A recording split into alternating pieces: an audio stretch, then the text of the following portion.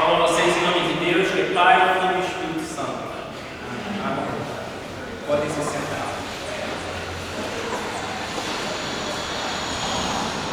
Qual é a sua orientação política? Hoje em dia, até nas redes sociais você pergunta, né? Tem que dizer nome, idade, você cria um perfil, nome, idade, sexo, orientação sexual, visão política, você tem que colocar tudo aquilo ali. Você pode dizer que não. Mas essa é uma pergunta que de vez em quando é feita, né? Qual é a sua orientação política?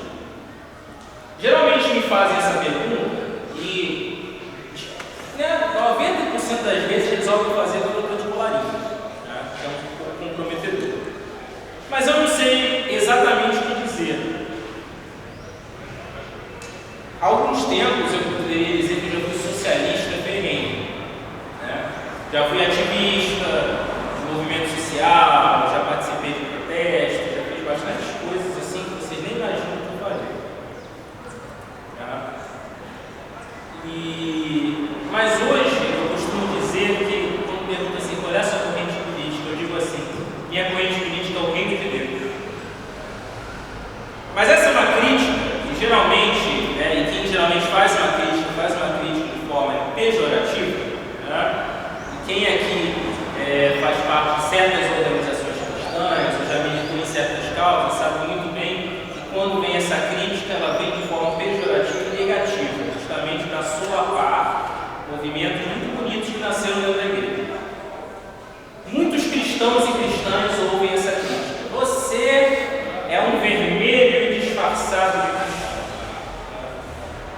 Mas na verdade, quando a gente fala de reino de Deus, a gente está meramente observando o exemplo apostólico de igualdade. E se vocês observarem, a leitura de 2 Coríntios hoje, ela fala explicitamente sobre igualdade. Está lá no meio da leitura. Igualdade.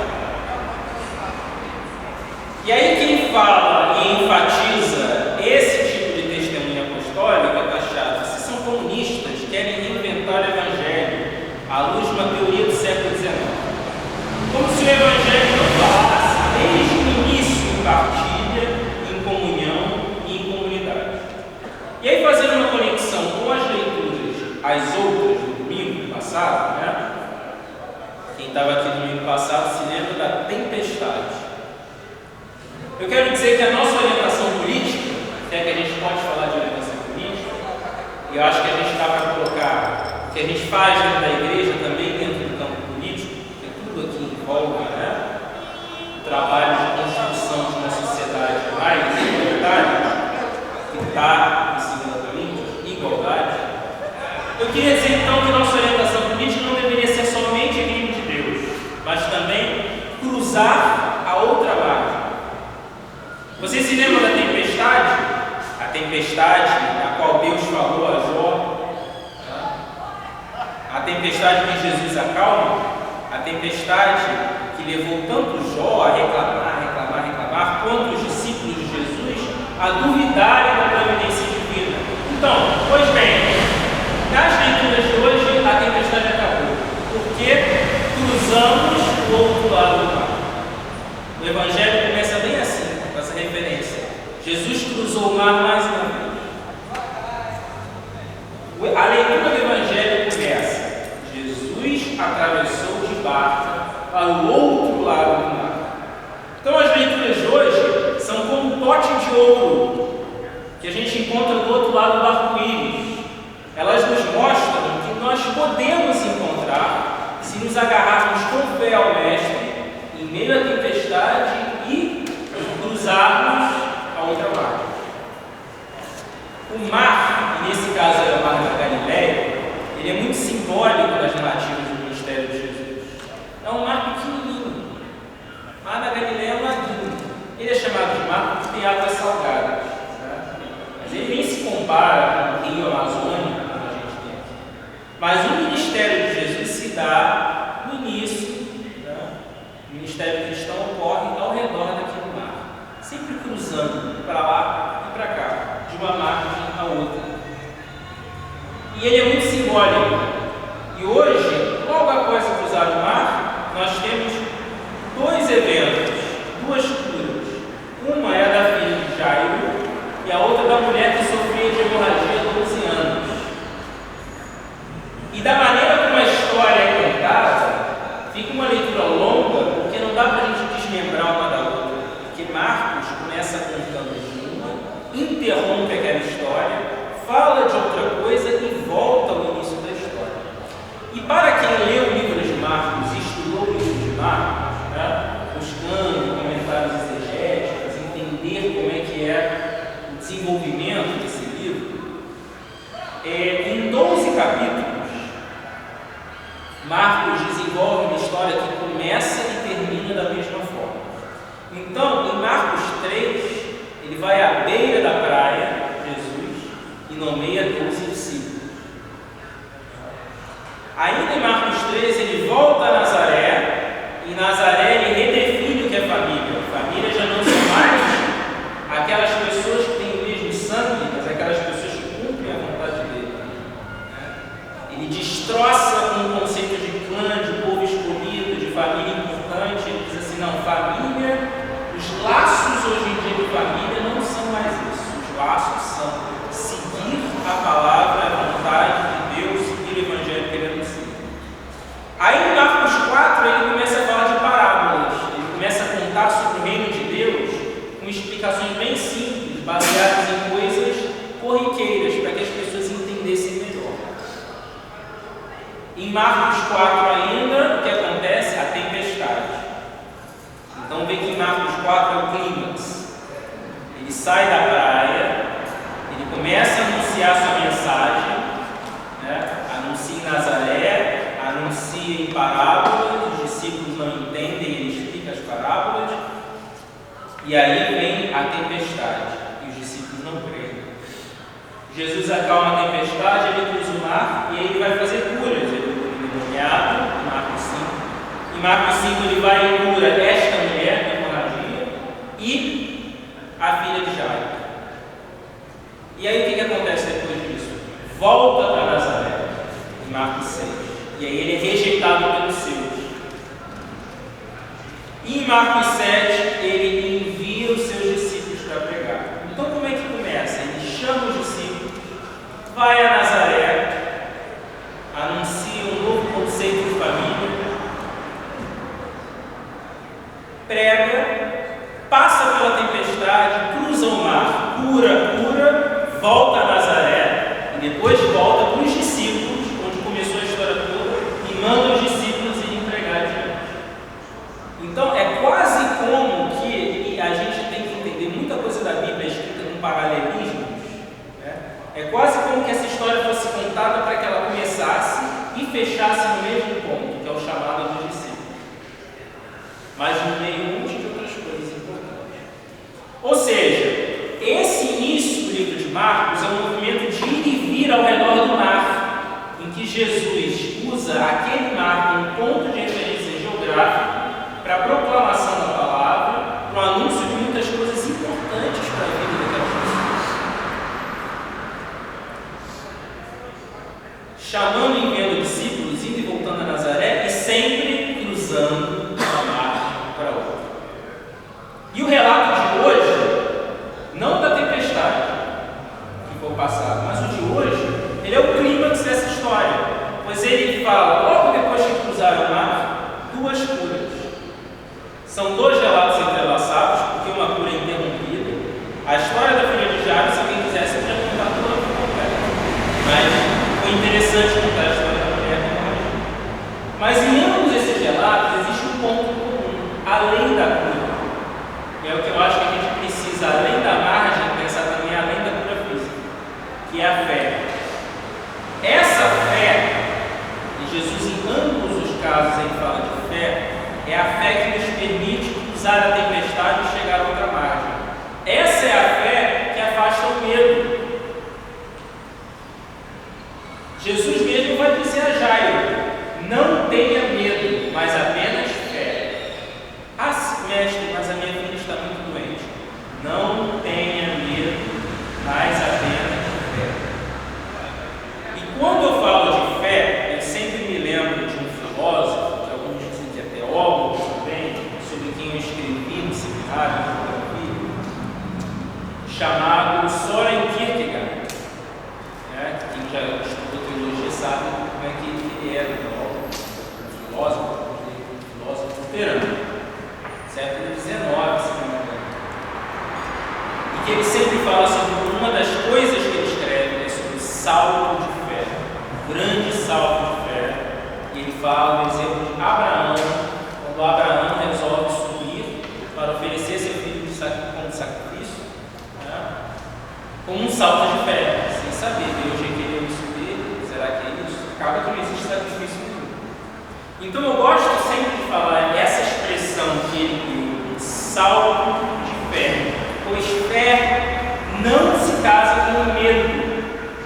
A fé envolve coragem, a fé envolve você acreditar e ir, cruzar o mar, cruzar o rio, passar para outra margem, passar através da tempestade. Isso tudo é um salto de fé, porque se a gente for parar para pensar, o medo toma conta da gente. Então envolve a determinação de confiar em Deus, que é diferente de acreditar em Deus. Muitas pessoas acreditam em Deus. Uma das primeiras coisas quando eu entrei, voltei para a igreja, eu tive uma experiência que eu já partilhei aqui, em que eu claramente ouvi a voz de Deus me falando. E aí eu passei a acreditar em Deus. E uma igreja onde eu frequentei, uma igreja americana, quando eu estava fazendo curso de exterior, foi a primeira igreja que eu pus pé depois de muito tempo, sem nem querer aparecer em igreja. A gente fez um pequeno curso de teologia, era um curso de teologia expedito, um livrinho em inglês, que deveria ser traduzido para português, um livro espetacular. Um teólogo americano chamado Alistair McGrath. Alguém já deve ter ouvido falar dele. Um teólogo até de linha mais evangelical, que dá aula, se não me engano, em Oxford. E o curso de teologia é um livro chamado Teologia Básica, que ele escreveu. E eu estou falando isso porque ele é um livro que vai cada capítulo em cima do credo dos apóstolos. E uma das coisas que ele começa assim, creio. O que é crer? Os antigos, os nossos ancestrais da fé, crer era muito mais confiar do que acreditar. E crer era uma coisa corporativa. Assim como a salvação tinha um aspecto corporativo. Crer e serás salvo tu e a tua casa. Então, por isso que no credo, nas liturgias revisadas, nós não dizemos crer, nós dizemos cremos. Porque quando a fé falta um pouquinho a um, o outro vai e sustenta. A fé é uma coisa coletiva, em que a gente se apoia mutuamente. E a oração não é uma coisa que a gente faz simplesmente para ganhar com Deus. Eu quero isso, eu quero aquilo. Não. Oração é um ato de solidariedade, porque quando a gente ora por alguém, a gente não se esquece daquela pessoa e a gente se dispõe, ainda que no nosso coração, a ter aquela pessoa junto de nós. E se a sua oração é algo mais que somente oração, e sim ação, você vai fazer em nome de Cristo alguma coisa por aquela pessoa, ainda que seja uma palavra de encorajamento. E eu li aquilo ali e falei, gente, isso começa a fazer sentido para mim. Crer é confiar. Oração é solidariedade. A cura pode vir. Eu conheço vários casos de curas inexplicáveis. E esses dois casos são os casos de cura. Mas a fé, aquela confiança de que de alguma maneira as coisas vão dar certo, essa é essencial.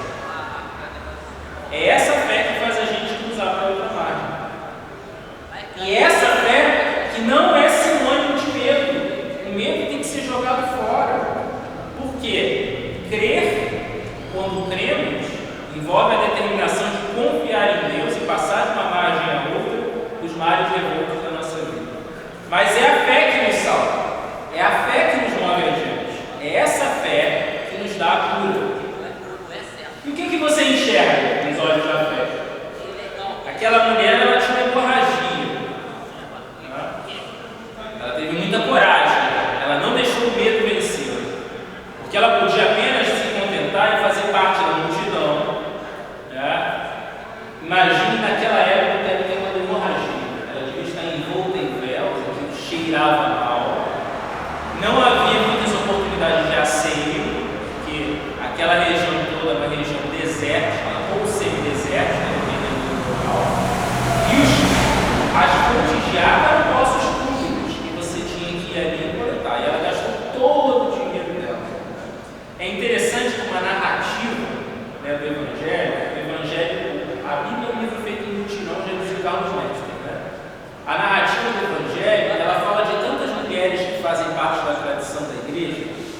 são mulheres guerreiras mesmo, né? Os livros foram construídos da Bíblia através do trabalho de muitas mulheres, mas muitas vezes elas são omitidas, ou então elas são obscurecidas.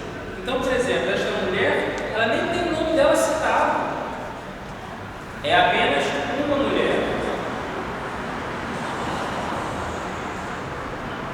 Acometida de hemorragia, que teve uma coragem maior do que muitas outras pessoas. Ela podia estar naquele meio da multidão, querendo escutar a mensagem de Jesus, mas ela teve fé. Seguiu adiante e ousou tocar nas vestes de Jesus. Essa mulher tinha sido guiada pelo medo durante muito tempo. 12 anos, né?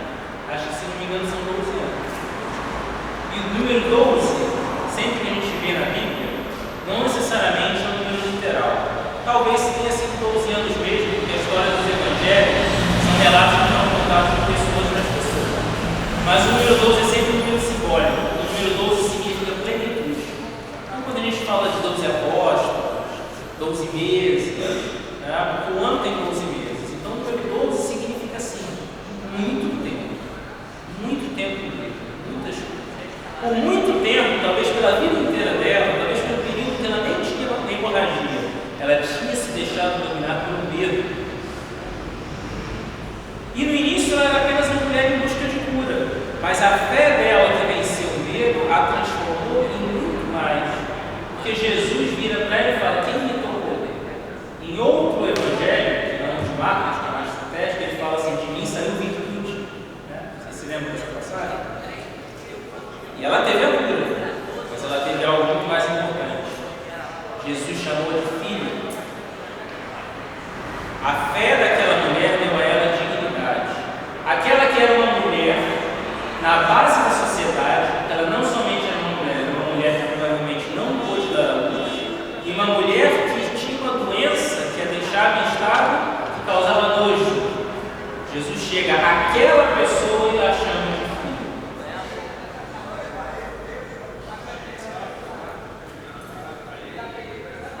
E aí chega um outro relato relacionado, que é o da filha de Jairo. Novamente, mais uma mulher, no caso uma jovem adolescente de 12 anos, olha o 12 repetido aí, cujo nome também não é relatado. Já viram como o nome de mulher na Bíblia dificilmente é citado? Ela é muito mais importante que Jairo, que ela que foi o alvo da cura, mas o nome dela não é mencionado. Os próprios autores, não é uma mulher. Jesus vai e cura a mulher. Olha quantas vezes Jesus cura a mulher, lida com mulher. Né? Mesmo assim, o nome dela não é citado. Mas não tem problema, porque a gente vai conhecer o nome dela, se Deus quiser. Novamente, o medo que toma conta e quase que impede a ação da fé. E aí o que diz Jesus? Não tenha medo, apenas tenha fé, confiança. Confie em Deus. E ele vai no meio da multidão, as pessoas tocando Jesus. Ele não vai correndo na filha de Jairo, não, apenas correndo. Vamos tentar entrar na história? São Inácio de Loyola, ele propôs um exercício espiritual chamado de espiritualidade inaciana, né? Que a gente chama hoje em dia. Então é um exercício muito interessante que a gente poderia fazer um dia, que a gente faça em mini retiro, né? Que a gente possa fazer tipo, 1 hora de cântico, 1 hora de leitura da Bíblia. A espiritualidade inaciana funciona assim, esse exercício inaciano. Nós lemos uma leitura bíblica e meditamos sobre aquela leitura. E a meditação que a gente faz é tentar se inserir como um ator. Né? A gente escuta a mesma leitura 3 vezes, e aí a gente faz uma meditação de 5, 10, 15 minutos, tentando se inserir como um ator naquela história. E depois a gente vai e conta a história uns aos outros. Porque quando a gente se insere na história da Bíblia e a história se torna viva para nós pensamos assim: não, quero me pensar dentro dessa história. Eu, como um espectador, eu, como uma dessas pessoas na casa de Jairo, estava gritando, chorando. E é interessante porque cada pessoa, quando a palavra fica viva, alguma coisa diferente faz. Né? O relato de cada um é sempre um pouco diferente, porque cada pessoa tem algum detalhe, tem algum momento, ela se prende aquilo ali. E a gente aprende uns com os outros. É uma interpretação que a gente aprende umas pessoas com as outras. É muito diferente da leitura popular da Bíblia, só que a leitura popular da Bíblia não envolve o trabalho de imaginação, de você se colocar como ator na história. São vários exercícios de espiritualidade. Então vamos tentar só entrar nessa cena. Imagina, você está naquela casa. Não precisa tentar imaginar uma casa de época, imagina uma casa qualquer. Um velório dentro de casa, como se fazia na moda antiga. Aquela menina morta na cama. Todas as pessoas gritando, chorando, chorando, chorando. E de repente ela acorda. Imagina o choro que se transforma em alegria, né? É isso que nós vivemos como cristãos. Temos que viver. A fé que vence o medo. A fé que lança fora, joga pela janela toda sorte de medo. A fé que se transforma em alegria. A alegria do Espírito Santo. Isso é a raiz do Evangelho. Por quê? Porque o Evangelho fala de cura, fala. Em Marcos vai falar de cura o tempo todo. Porque Marcos é muito cru. Ou, digamos assim, ele faz um relato, o relato mais antigo que chegou às nossas mãos, que fala de muitos milagres que Jesus fazia, justamente porque era um relato mais de testemunhos oculares. E os outros evangelhos começam a refletir mais sobre coisas para a realidade que vai se desenvolvendo. Mas a raiz do evangelho veio esse ao mundo, nasceu, tornou-se um de nós, sofreu as nossas dores, morreu, ressuscitou, anunciou boas novas, tocou nos corações de muitas pessoas, mas morreu, ressuscitou, venceu a morte. Então a nossa alegria tem que ser a alegria de quê? Mesmo quando a gente está pelas tormentas, pelas tempestades, eu não sei quais são. Às vezes é um problema financeiro, às vezes é um problema de família, às vezes um ente muito querido que faleceu, às vezes é simplesmente algo que dói no seu coração sem você nem explicar. A fé faz a gente vencer essa coisa, faz a gente cruzar para outra margem. Por quê? Porque aí não tem espaço para o medo. Claro que nós teremos tristezas e aflições, mas quando a gente não deixa o medo vencer essas tristezas, o que acontece? Nós conseguimos seguir adiante. E aí, ao fim do dia, a tristeza pode durar, mas pelo amanhecer, a alegria vem. Nós conseguimos dormir em paz, a despeito de todas as adversidades. E essa fé que vence o medo, que nós, inclusive, precisamos aprender. No dia de hoje, Jesus nos convida a não permitir que o medo das coisas deste mundo vença a nossa fé. Se nós verdadeiramente queremos passar para outra margem, é preciso que nós vivamos com coragem o Evangelho, enxergando que em Deus a nossa salvação. Em tudo que nós fazemos, nós temos que ver o Evangelho. Fomos criados para a vida e não para a morte. É isso que o livro de sabedoria fala, né? Esse livro apócrifo que nós temos. Está no nosso dicionário do dia de hoje. Que dizem que foi escrito por Salomão, mas não foi, mas é um compilado de sabedoria de Pai. Nós fomos criados, como seres humanos, para a vida. Nós não fomos criados para a morte. E Jesus nos traz a vida, não a morte. Medo é morte, fé é vida, alegria no Senhor é vida. É o que nós precisamos ter. Essa é a promessa que Jesus replica e fala mais uma vez hoje. E o que significa isso, ter sido criado para a vida? O que significa viver pela fé que vence todo medo? Significa viver à luz da comunidade de Macedônia. E aí nós vamos para a nossa leitura final, que foi a leitura de 2 Coríntios. O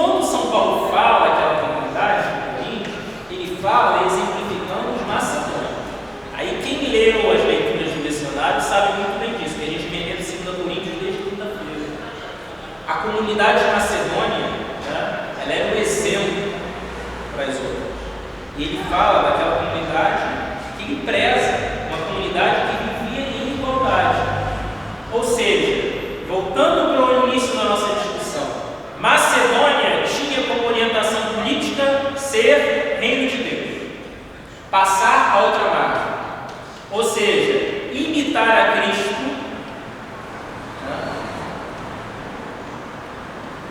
imitar a Cristo como exemplo. E aí São Paulo vai dizer o seguinte, que embora Cristo fosse muito rico, e olha que as riquezas das quais ele está falando não são riquezas materiais. Ele, embora muito rico, se tornou pobre. Pobre porque, como nós, a reconciliação de Deus com o mundo todo através de Cristo, ela inunda nossas vidas e ela é exemplificada pela troca da riqueza de Cristo pela nossa pobreza. Cristo toma a pobreza, a miséria de ser como um de nós, essas dores todas que nós sofremos, para quê? Para em troca nos dar a riqueza da vida eterna, a riqueza de partilhar, ainda que em pequenas gotas, no tempo presente, no reino de Deus. Isso é o que se chama koinonia, comunhão. E é por isso que nós precisamos viver em comunhão. E o que é essa comunhão? É uma profunda troca de coisas que alcança todos os aspectos de nossa vida. Sabe qual é o maior dos problemas? Isso eu aprendi com a minha psicóloga. É que hoje em dia, na nossa sociedade moderna, e por isso que tem tanta gente que tem tantos problemas, né? Nós aprendemos a viver relações de troca. Relações meras de troca. Você conhece uma pessoa, o que ela pode te oferecer? O que você oferece a ela? Aí vocês estão pensando, você está falando de relacionamentos amorosos? Também. É o que mais acontece. Olha, eu conheci uma pessoa legal, ela faz isso para mim. Eu vou fazer isso para ela. É uma mera relação de troca. Mas isso acontece no trabalho, isso acontece no dia a dia, isso acontece até com a amizade. Nós aprendemos aqui a ser utilitarista. Aquela pessoa me beneficia com certos aspectos e eu beneficio aquela pessoa com certos aspectos. E aí o que acontece? Quando você não vive dessa forma, que é a forma corriqueira de viver, e quando você vive no amor, e o amor ele prescinde dessa troca, que é uma troca que vai ser, que aí tem um filósofo, um sociólogo, precursor da sociologia, que foi Carl Siegel, no século XIX, início do século XX, que fala da monetarização das coisas. Perdi não sei o que, mete processo. Cabe processo. Morreu não sei o que, 10 mil reais. Perdi não sei o que, processo. A nossa sociedade moderna é monetarizada e muitas vezes as nossas relações de troca, e ele falava disso também, são monetarizadas também. O que aquela pessoa pode me dar de presente? Ah, ele é pobre, eu não vou ajudar. Não tem nada para me oferecer. A gente vive isso o tempo todo. E aí quando a gente encontra relacionamento de amor genuíno, que é o amor que deveria haver entre todas as pessoas, em que as pessoas se doam sem esperar nada em troca, isso assusta. Assusta muito, porque a gente não espera isso do ser humano. De alguma forma isso estava no nosso DNA, essa vida para a qual nós fomos criados, que está na sabedoria, nós fomos criados para a vida e não para a morte. Isso assusta, não, calma aí. Esta pessoa está me ajudando, está fazendo algo para mim, simplesmente porque quer fazer isso para mim, porque se sente bem fazendo isso, porque crê que Deus pede que isso seja feito. Não, eu não consigo entender isso.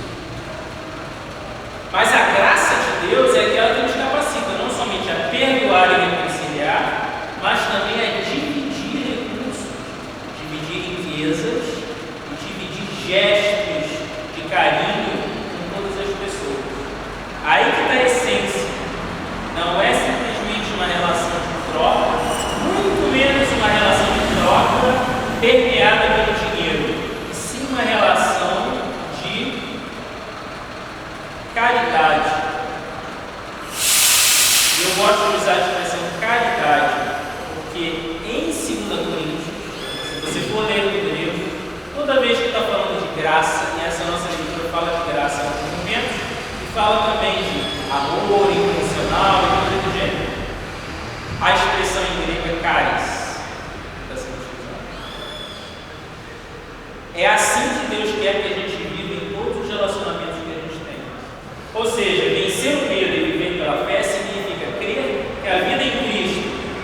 é vida, nos garante vitória sobre a morte, mas também saber que nossa fé nos garante a salvação, a cura e principalmente aquilo que Jesus fala para ela, o status de sermos filhos e filhas de Deus. E é como filhos e filhas de Deus, salvos pela graça e não salvos pelas nossas próprias ações, que nós temos que responder com ofertas generosas de igualdade. E ofertas generosas de igualdade é olhar para qualquer pessoa que esteja ao seu redor e enxergar nela um irmão ou uma irmã. Porque não é assim que Jesus nos tratou como filhos e filhas de Deus? Chamou aquela mulher de filha? Então ela é irmã nossa. É nossa ancestral na fé também. E é como filhos e filhas de Deus que nós temos que partilhar nossos dons, não só os dons financeiros, como os dons espirituais, com aquelas pessoas que mais necessitam deles. E aí vocês dirão para mim, é muito difícil fazer isso, né? Pegar todo o dinheiro e partilhar com uma comunidade de atos fazia. Mas aí está o nosso trabalho de economia cristã, de trabalhar pela igreja. E não somente trabalhar, mas exigir da igreja. Porque a igreja que recolhe dinheiro para agir para o seu lado de dentro, não é igreja, ela é um clube. A nossa igreja, pequena do jeito que é, do jeito que está, eu não creio que ela sempre será pequena, ela precisa não somente ser acariciada com gestos de caridade, nós damos, não somente nosso trabalho, como pessoas que dignamente vêm aqui, limpam, arrumam mesas, ensaiam, chegam cedo, preparam alimentos, mas também com o nosso trabalho financeiro, as nossas contribuições, tendo como alvo a prática do dízimo. Mas não para aí, porque se a igreja só fizer isso, ela é meramente um espaço onde um grupo de pessoas vem para adorar a Deus. Não, a igreja precisa ser um espaço de cura. Precisa ser um local, né, onde pessoas vençam seus medos, pessoas toquem as vestes de Jesus e sejam tocadas por Jesus e seu coração seja transformado por Jesus Cristo. Então, meu desejo para que esta comunidade aqui, e é o que eu comunico a cada um de vocês, porque eu não faço comunidade sozinho, comunidade não cresce sozinha, comunidade não tem ministério sozinho. A comunidade precisa que vocês, com a criatividade e a oração eucarística que nós estamos usando agora, é a oração G, do livro de oração comum, é a última de todas, foi composta pelo padre Chireteiro, que alguns de vocês conhecem, e foi a única que não foi pelo livro de oração comum, pela comissão de liturgia, foi submetida e foi aprovada, mas 3 foram submetidas, que fala, né, da nossa fé em gestos criativos. Porque eu preciso da criatividade de vocês. Como que a gente vai comunicar o Evangelho, né, em tempo e fora de tempo, para que a gente seja comunidade macedônica, uma comunidade de igualdade? Como que a gente vai anunciar isso para que não seja um dia que tem uma que se tornou uma grande amiga minha da igreja, a Evelina Josi, primeira vez que eu conversei com ela, anglicano gosta de guardar segredo. É tão bom que a gente esconde e ainda planta a árvore na frente da igreja para que ninguém veja. E de fato, tirando esta paróquia, o que tem de igreja na nossa diocese com praticamente um matagal na frente, você não consegue nem observar que existe um templo ali, não é mentira. Como é que a gente comunica esse segredo? Né? Dizer assim, puxa, nós somos comunidade de cura, nós queremos ser comunidade macedônica, nós queremos ser comunidade onde flui a justiça. O meu desejo é esse, que vocês respondam a esse chamado, e eu também, com gestos criativos. Que a gente aprenda e possa discernir ministérios, trabalhos que influenciem a vida das pessoas e traga por palavras, por exemplo, mas sem esquecer das palavras.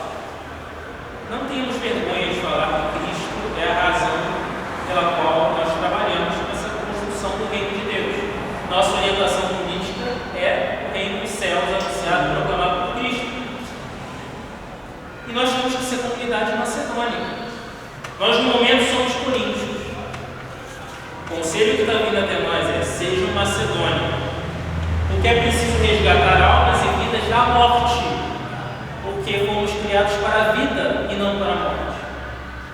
compreender que este lugar tem que ser um lugar terapêutico, onde a gente aprende a viver sem medo, mas também um lugar de partilha, onde nós vamos aprender a suprir a carência uns dos outros, que sobra em nós satisfaz a outra pessoa, que sobra na outra pessoa satisfaz em nós. E em tudo que a gente contribui para a igreja, aprender também a cobrar, para que seja usado não para uma mera manutenção do status das coisas, e sim para que a igreja seja um local terapêutico, um local de cura, um local onde as pessoas tocam as vestes de Jesus, são transformadas e são feitas filhos e filhas de Deus. Até o conserto deste telhado, se Deus quiser, um dia vai sair, em breve. Não é simplesmente para consertar o telhado, para que essa igreja seja luz nessa comunidade. Nosso salão não é para que seja um salão bonito, para que a igreja seja luz na comunidade. As ações da nossa junta paroquial não são simplesmente para administrar a igreja, mas para que a igreja seja luz na nossa comunidade. E aí, o que a gente faz para virar a comunidade nacional? Se a gente souber a resposta para isso, eu acho que ninguém tem resposta definitiva. Mas aí eu concluo com o poema de Antônio Machado que diz assim: caminhante, caminho se faz ao andar. E nesse andar aí, concluo com a música da Cine Monteiro: caminharemos unidos, compartilhemos as dores e as penas de esperança sulcada. E aí a gente segue adiante e aos poucos nós vamos descobrir a chave tanto falado crescimento. Oremos e vigiemos com esse propósito. Amém. Amém.